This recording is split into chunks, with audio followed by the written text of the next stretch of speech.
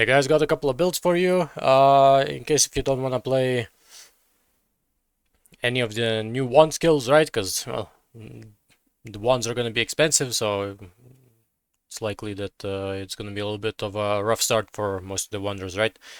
But anyway, so I've got 3 builds, uh, none of which I will be playing. I'll be trying to make the Thunderstorm skill work. I'll do some progress updates, of course, but you know, I can't really make a pop for it because I think it's probably scales with like duration or something. I don't know. We'll have to see how it plays, and you know, I'll try to cook it up on the spot as I'm playing. But I'll run it on a deadeye, but it's likely not the best ascendancy for it. But I wanna just go fast. But anyway, so we got this Pyroclast Sabo. So Sabo got changed a little bit. There's a couple of cool. Oh, this is wrong. This, yeah. So there's a couple of cool things that this build does. Primarily, it's the items. It's got Martyr of Innocence, which right now, after the Pyroclast changes, getting extra flat is actually very nice. So this build scales 0 levels, and this is a pretty cheap unique. It is a tier 1 unique, so it's not like super common, but they are never expensive. Maybe on like day 1, like initially, you know, first couple of ones, but these generally go, you know, for cheap. Kintsugi is also a cheap unique, and you don't need to have it corrupted. You can get it corrupted for like increased damage or, you know, something like that if you want. Marilyn is also cheap. Astral Projector also cheap. Taming is the only one out of these that's, you know, expensive, but you can always just get it with like lower rolls or whatever is in your budget, right? Archon's Tools, it's a very common unique from one of the new bosses, so this one's also going to be cheap. And the build, you know, it's a mind build, so it's not for everyone, but it does have a pretty solid burst. I think if I calculated correctly, it should be about maybe like 15 or something million burst from the mines with these items. This is a level 100 though, so you're gonna need to drop like something, probably like these crit nodes or something, you know.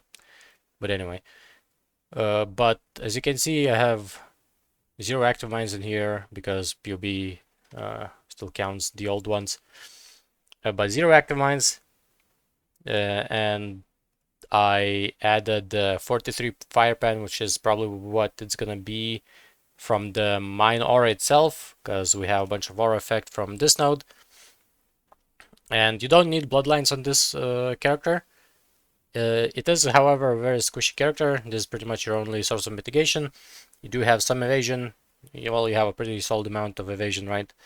And the Watcher's Eye, ideally. But oh, I also have anger effect on here. So anger, I took it out because I was struggling with mana reservation, I think. Let me check. Yeah, can't really use anger anymore. But if you come up with some, you know, some mana reserve from somewhere, I don't know, from clusters or something, if you move some points around, you could do that. Obviously, Watcher's Eye, you know, don't have it on anger. Have it on literally anything else. I don't know.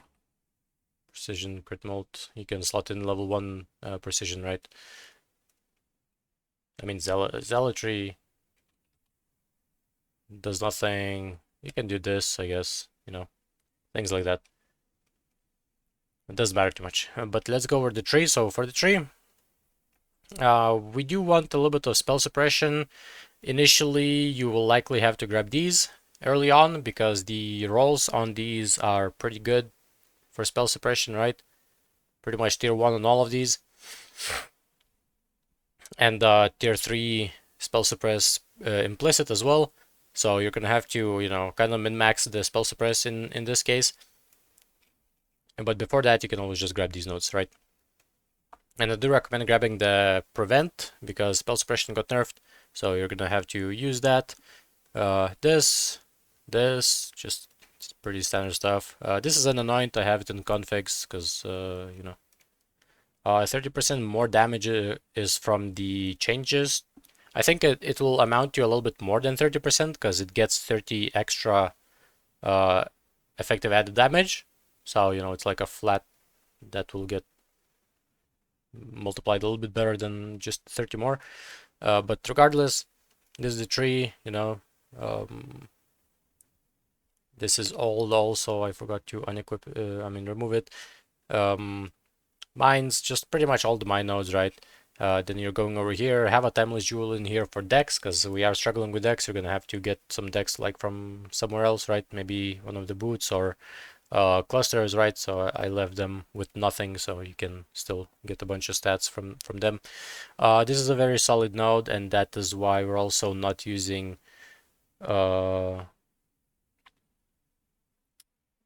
elemental focus.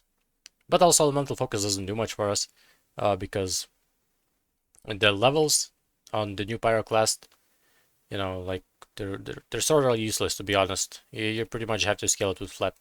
So this is what I did. You know, grab these, very solid node. We have some ignite chance from the taming, as well as flammability against bosses, and I think combustion I'm not using anymore. But you know, while mapping shouldn't be that big of a deal. For like the ignites shouldn't really matter for you.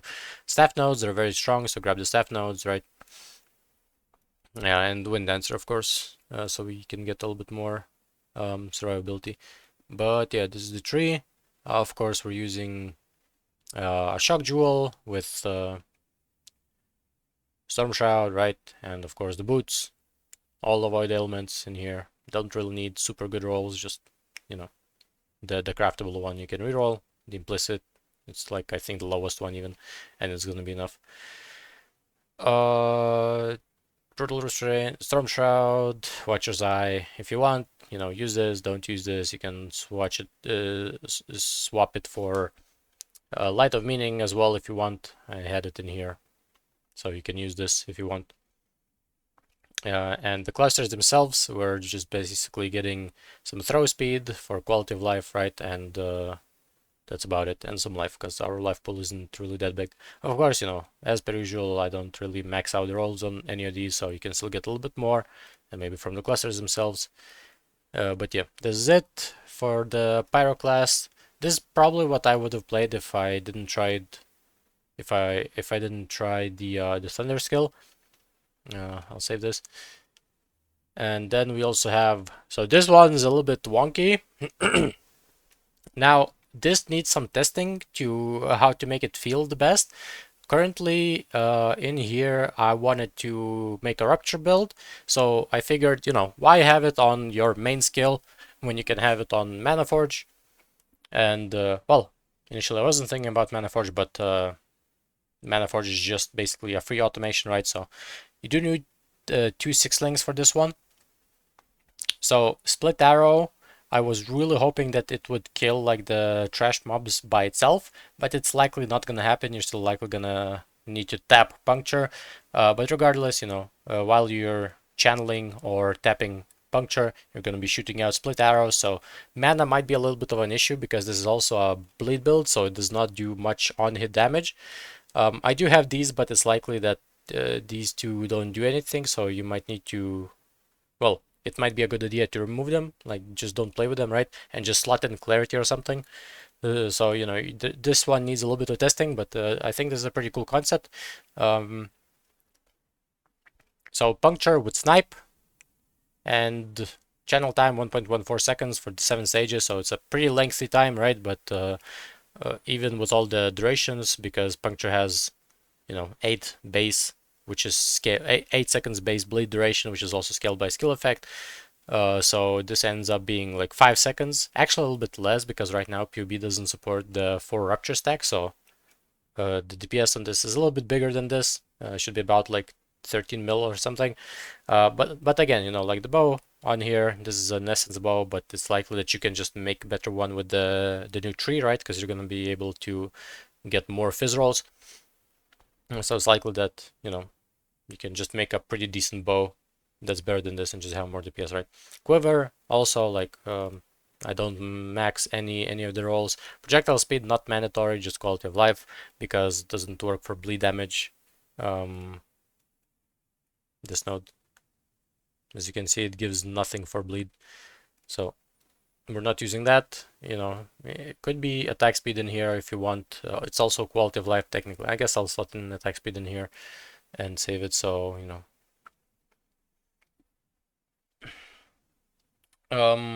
So the defense layer on this thing is also pretty bad.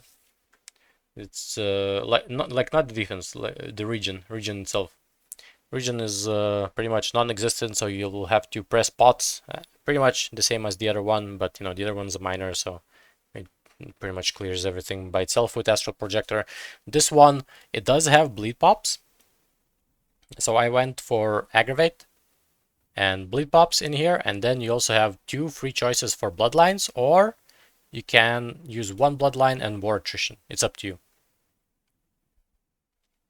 So if you're planning, you know, to do like Ubers with this thing somehow, probably attrition is good because you're gonna probably spend a minute or a little bit longer, you know, killing the bosses. At least with these items, right? But you know, potentially attrition could be very solid. You know, double DPS basically, if you want. Especially in the early game, attrition I highly recommend. I guess I'll save it so people can just, you know, choose one of the random bloodlines that they prefer. Maybe the physical damage reduction, right? Because we have like 0 physical mitigation on this thing except for endurance charges. And endurance charges are generated with the charge duration tech along with the body implicit, right? I don't think I slotted in Enduring Cry because this is a pretty socket heavy build. But you know, it's likely that if you see that the split arrow does nothing, just change it to Frenzy. You know, this is, if this doesn't kill like white mobs by itself, just switch it to Frenzy. Because you know, it has like no damage links. I do have chance to bleed in here, and I'm getting the rest of the bleed chance, you know, from these as well as Venopuncture. But again, you know, like these items are very cheap. Mercenary Slot with Frenzy might be a little bit more expensive, but this is like 8% damage mitigation. But you know, it's nothing crazy. But we do have a nice amount of life, like over 4k is pretty solid for softcore, right? High risk truth is also not like you can get a high roll crit multi, right? Because this is on well, it's a perfect agony build, right? So you do need crit. As you can see, I have almost crit cap. You can still get like better crit rolls on items as well on the bow itself. It is pretty solid, but you can still potentially get more, as well as the enchant from Harvestcraft, right? But basically, make sure you grab the Pierce. I slotted in Thread of Hope over here. Initially, you know, just get these Pierce because you will likely have to use Snipe to map.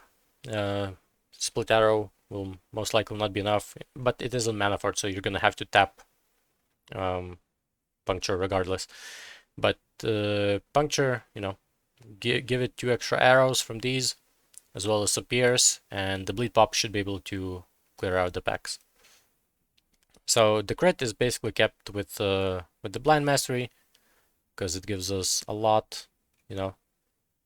Initially, you can use, instead of High Risk Truth, you can use Ungol's Harmony, and later on, if you min-max the build, you can also switch this to Marilyn.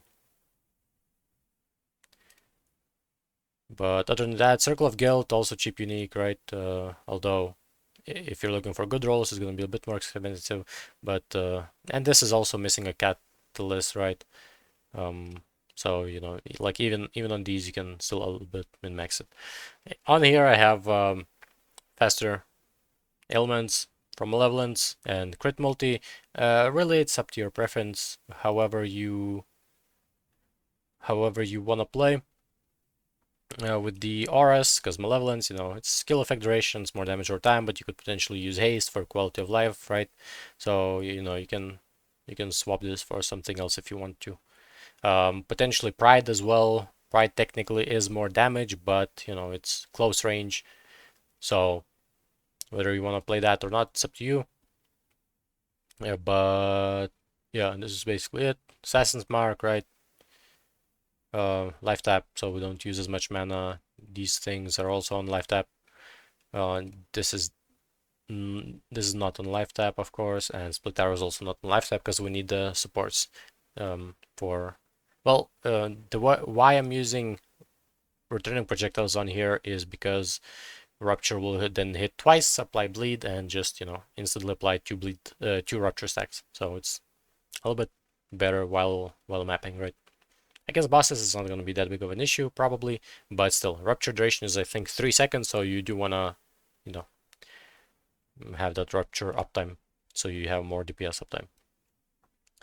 And then lastly, we have Charthus Shield Throw. So this one is a little bit more expensive. It is a more well-rounded build though, because this is initially the first one I cooked up, but the Eclipse Solaris, I don't know if the crit gets removed or not, so that's why I didn't really want to just post this one by itself. If crit from here gets removed, I don't know, use a rapier or something, but you do want crit chance on here as well. And I have one, with this thing you can get pretty easily 100% crit chance even with Marilyn. Well, I'm pretty close to like 196%, right? But this is a poison build and the Pathfinder, right? So you have the defenses if you want. Regen comes from this, since you hit a lot of times. You have 3 shield throws, constantly hitting. I was pretty generous, I think, with the count, because it's only on 3, even though potentially, you can hit 4 times from 1 shield. From the spinny projectiles, right? So this is potentially a bit higher than this DPS wise, but as per usual, you can always just min-max this a little bit more. But again, these items are not expensive except for the rares. They do need like some solid spell suppression rolls, or just get spell suppression on here. But I think the resistances on this are pretty tight.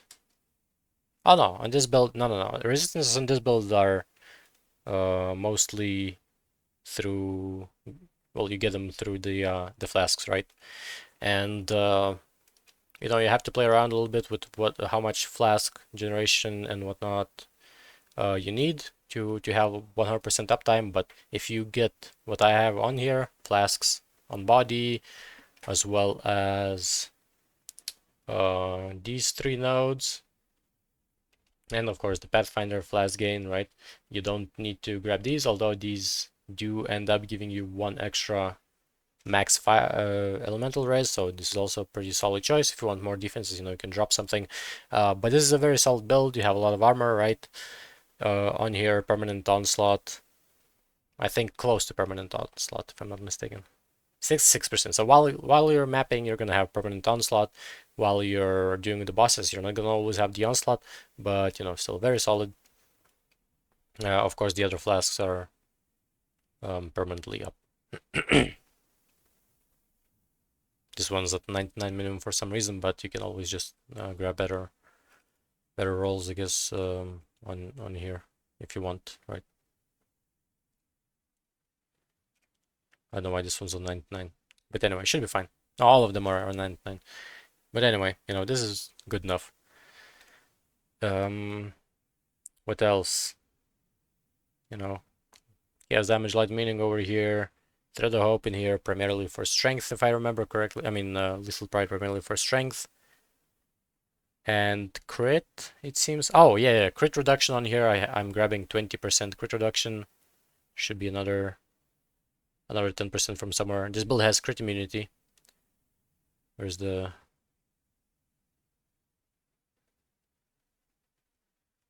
Oh, there it is. Yeah, 20 from here. 30 from crit mastery, and 50 from, I think it's from Watcher's Eye. Yeah, and the 50 is coming from Watcher's Eye. So overall, this is a very solid build. It doesn't have the craziest DPS, but out of all of these, if you wanna push for Ubers, this is the one that would do the best probably, because it has solid defenses, solid max hits, and potentially Molten Shell with more duration as well. So we're also grabbing this, some skill effect duration. So even the Molten Shell has a decent uptime. And I have Enduring Cry over here to sort of, start the endurance charges off against bosses, but you're gonna be permanently blocking because we have Glancing Blows, so the block doesn't do that much, right? Because we're using Emperor's Vigilance, because this is what you need for SST. It's pretty much a staple in every SST build, right?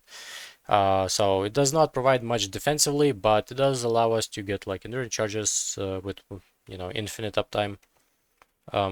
You don't need to invest much into block to cap it as well.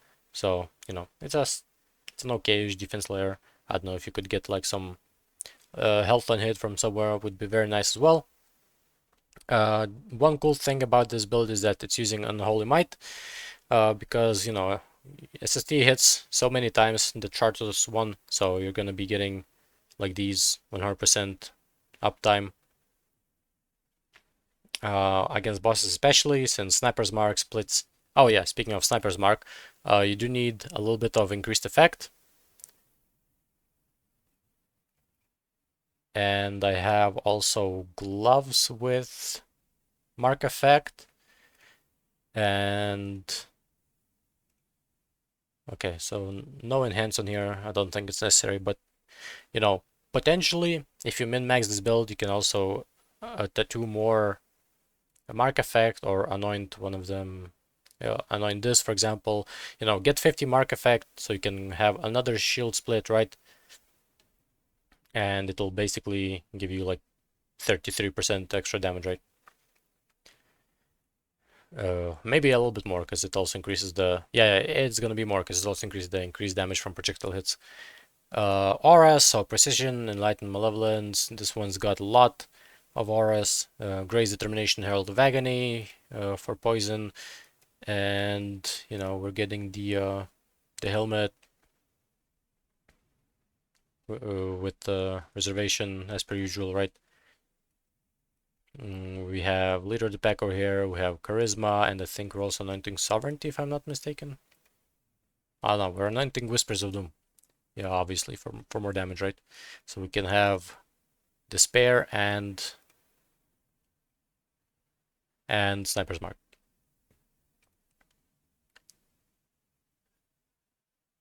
These are the Spore Gems. I have a chance to poison on here because I was running like it's a little bit hard to get the poison cap.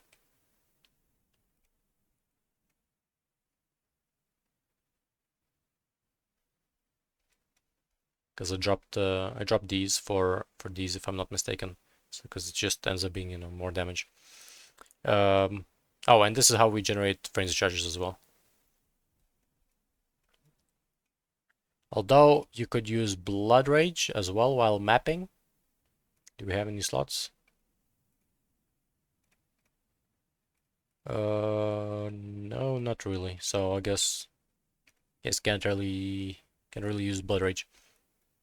So you're gonna have to be satisfied with this, and hope that you have enough frenzy charges while mapping. They're not mandatory, of course, but against bosses it's a nice damage boost, and against bosses you're gonna have the frenzy charges up because you're hitting them so many times. But while mapping, the rest might die too fast or something like that. I don't know. But yep, again, Storm Shroud, Seething Fury, mandatory for SST, right? Through the Hope, Light of Meaning, Watcher's Eye, and as per usual, just fix the resistances yourselves on all of these builds. I'm just using these because I don't want to spend more time, right? But yeah, anyway, Withered Stack, so 15 Withered Stacks are very achievable with this, as well as this thing, Unholy Might, right, gives us also chance to apply Wither on hit, so you should be good. Should achieve the max stacks in no time. But yeah, these are the builds, so I'll drop all of them, and as I said, I'm gonna start Deadeye with the Thunderstorm skill because I'm a bow enjoyer, but we'll see how it goes, right? Might just need to play Tornado Shot for the millionth time. But yeah, this is it, and I guess I'll talk to you guys later. Bye bye.